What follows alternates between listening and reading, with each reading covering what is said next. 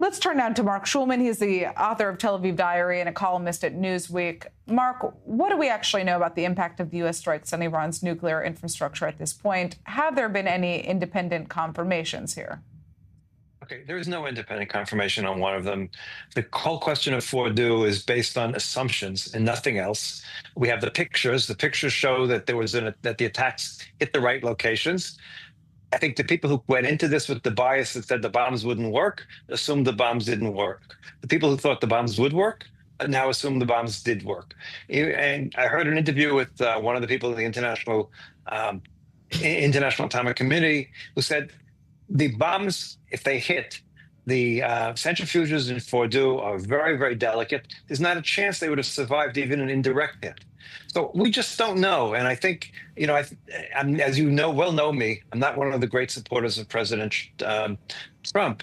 However, I think he's partly right in the fact that the New York Times and CNN ran on this intelligence review that was reviewed and considered of low confidence. And the low confidence basically said that we didn't do as much damage as we think. We don't really know. And the fact that they didn't put this out, someone leaked it, obviously.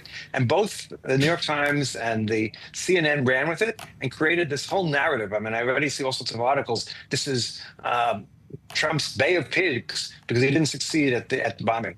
We do not know. The assumption in Israel still is that it was successful. There's no question at the other two sites it was successful. Natanz doesn't exist anymore. And the question of Isfahan is the big question is, was there some of the enriched uranium at Isfahan or not? If it was there, it was probably incinerated, but we don't know that for sure. We have too many questions that we don't have answers to. We will get those answers maybe in a week, maybe in 2 weeks, and maybe a year. We do not know. And anyone making the assumption that we know is making a mistake. I understand why he's angry at this point, because some of these articles just jump the gun, so to speak. Right. I mean, why would the administration exaggerate the effectiveness of the strikes? And what is the political incentive behind that, in your opinion? Well, there is a success. I mean, Trump loves success. And so he's going to say it succeeded, regardless of how great the success was or it wasn't. Certainly, at first look, it was successful. Look, they planned a mission. The mission went off perfectly in terms of the bombs got to their locations, landed where they were supposed to land. And the assumption is if they landed where they were supposed to land, supposedly the locations they landed on were air shafts that went down to ventilate the underground facilities. The calculation was if they landed where they were supposed to, then it will mostly have destroyed the facility. We will not know until someone is actually in the facility and can report back. And I don't know if that'll ever happen even. So I think the speculation at this point is really not all that helpful. We have to assume that they have some capabilities left. That's for sure. Nothing's been destroyed in totality in terms of any sort of planning forward. We have to assume they have some sort of capabilities, and we have to come up with an agreement that will end their nuclear program, that they'll want to end the nuclear program because the incentives will be so high to end it and so terrible not to end it.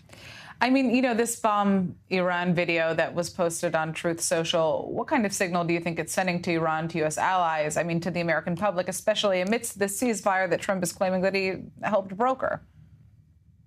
He's a little kid. I mean, more than anything else, this was his big toys, right? The B-2s, he sent his big toys in. His big toys did what they were supposed to do. That's the sort of thing that he likes. Going back to my prejudice against President Trump, he's sometimes not very serious. And this is another example of him not being serious. Look, he's a great actor. We saw how well he acted, claiming the United States wasn't going to attack, Israel wasn't going to attack, and then that was an acting. He loves these sort of things. He loves getting lots of likes on Truth Social and Instagram and everywhere else, on TikTok. I'm sure on TikTok. He hasn't wanted to eliminate TikTok because he gets lots of likes there. That's who he is, for better or for worse. We have to understand that. Let's not try to understand too deep. Unfortunately, we're going to have to go out for a quick commercial break here, but thank you for joining us.